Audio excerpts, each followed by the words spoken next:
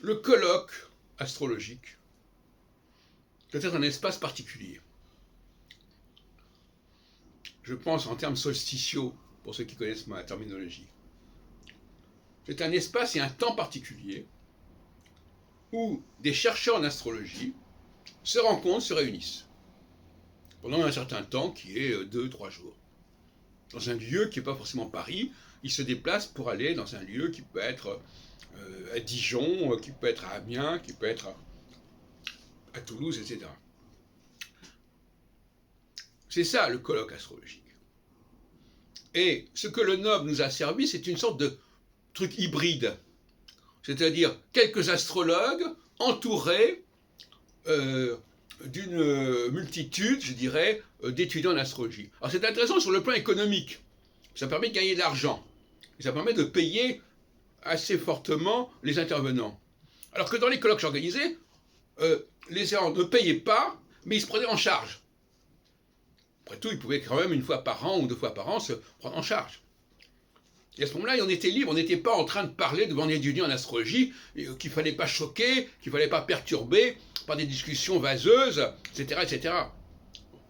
Donc le colloque était un lieu fermé, un espace fermé, un temps fermé, pendant lequel on pouvait se recueillir et discuter. Bon. Et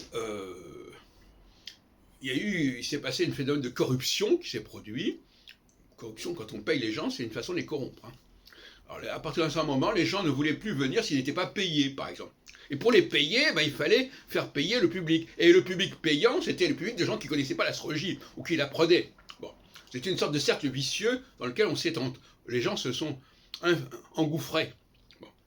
Mais, d'un point de vue solsticial, c'est-à-dire où l'on respecte la diversité, hein, il n'y a pas de promiscuité, on ne mélange pas les genres, on ne mélange pas les populations, on ne mélange pas les étudiants et les chercheurs, on ne mélange pas les praticiens et les professeurs, etc. etc.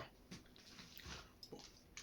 Aujourd'hui, nous sommes dans une phase solsticiale, et l'éthique solsticiale, c'est le respect de la diversité, le respect des espaces, la diversité des espaces. Et les gens qui sont équinoxiaux, ils n'aiment pas l'idée d'espace. Écoutez, Zemmour, lui, l'idée qu'il y ait des espaces appropriés pour telle et telle activité ou pour telle et telle culture, lui est insupportable. Parce qu'il est équinoxial.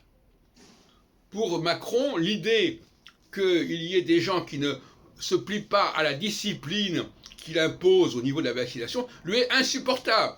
Et il est prêt à tout pour les contraindre. C'est-à-dire pour supprimer les barrières.